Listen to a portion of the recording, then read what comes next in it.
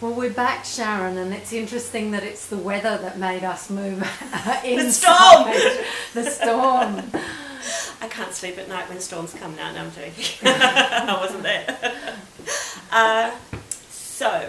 You were talking about Kim Beazley wanting to... He said get a chopper in there. Well, I kind of loved him for a moment for that, but nothing actually happened. So it was Robert Penfold that got hold of her photos from Channel 9, and he decided to go in and find her and the other Australians in there, and took off, I think, on the Wednesday, and I took off on the Thursday. And by the time I got there, they'd actually found the Aussies, and amazingly, they'd all gathered together and formed a little bond with a few other sort of people from the UK and New Zealand. And I think there was about 10 or 15 of them. And they sat in a group together, and at night the boys sat around the outside of the girls, you know, facing what was going on, because, you know, there was a baby raped, there was somebody committed suicide, there was lots of aggression, you know, like gangs of people just circling them, and so it was pretty scary.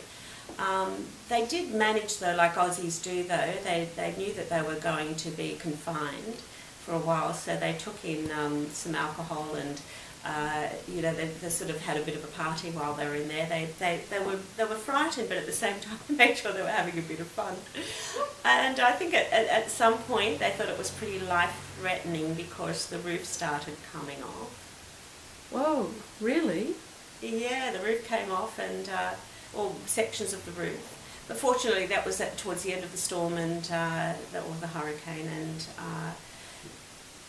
they were moved away from there. But Robert Penfold had come in and found them and got them on a bus, and I was met at Houston Airport, and we drove to Dallas.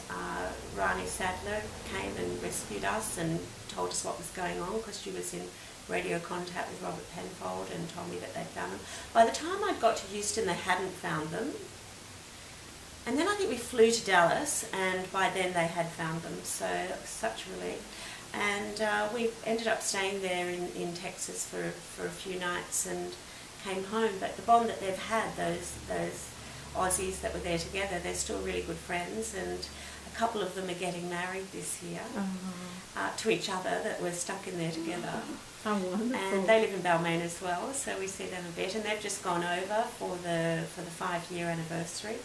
So yeah, it was actually a very enlightening experience, one that they learnt that life is short. You never know what's going to happen tomorrow, that you do need other people to connect with and to support you when things are difficult, and that the most important thing in life is really people.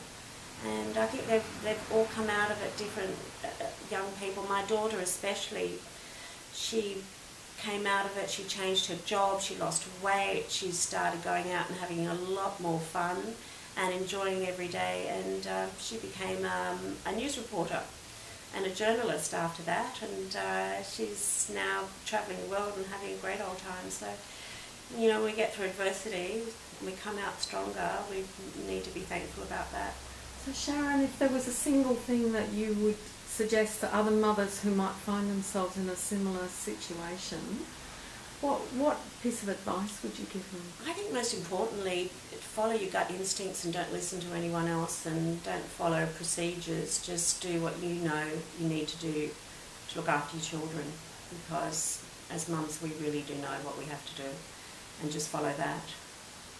Sharon, that's absolutely fantastic. Thank you so much for sharing your story with us. My pleasure. That's wonderful. Thank you.